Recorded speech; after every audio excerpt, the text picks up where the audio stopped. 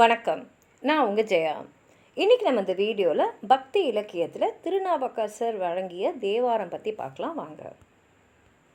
திருமுனைப்பாடி நாட்டில் திருவாமூரில் வேளாளர் மரபில் புழகனாருக்கும் மதனியாருக்கும் மகனாக பிறந்தவர் தான் திருநாவுக்கரசர். இவருடைய பெற்றோர்கள் இவர்கிட்ட பேர் மருள் நீக்கியார். இவரோட தமக்கையார் திலகவதியார். இவங்க இளமையிலேருந்தே திருநாவுக்கரசரை வளர்த்தவங்க இவங்களுடைய தமக்கையாரான திலகவதியார் தான். சமண சமயத்தில் சேர்ந்து அந்த சமய நூல்கள் எல்லாம் கற்று தேர்ந்து தருமசேனர்ன்ற பட்ட பேரோடு இவர் வாழ்ந்துட்டு வந்தார்.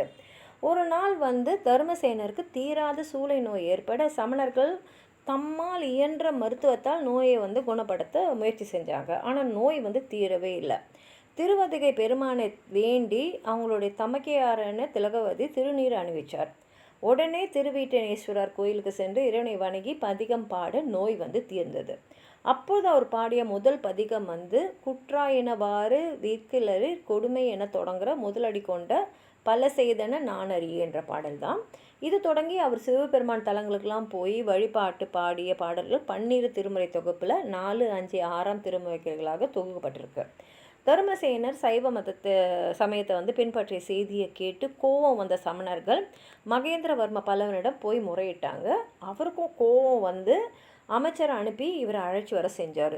திருநாவுக்கரசரும் பின்வரும் பதிகம் பாடி அமைச்சரோடு செல்ல மறுத்துட்டார். அந்த பதிகத்தோட முதல் பாடல் இது 6ஆம் திருமுறையில் திருத்தாண்டக பண்ணையில் அமைஞ்சிருக்கு.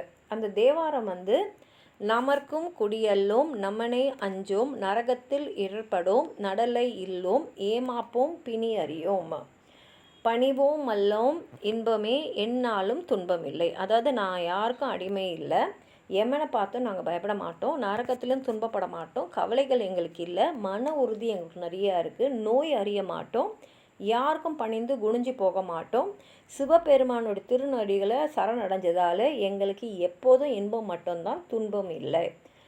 தாமர்க்கும் குடியல்லா தன்மையான சங்கரன் நற்சங்க வெண்குழை ஓர் காதில் கோமார்க்கே நாமென்றும் மீளா ஆளாய் கொய்மலர் சேவனடியே குறுகினோமே.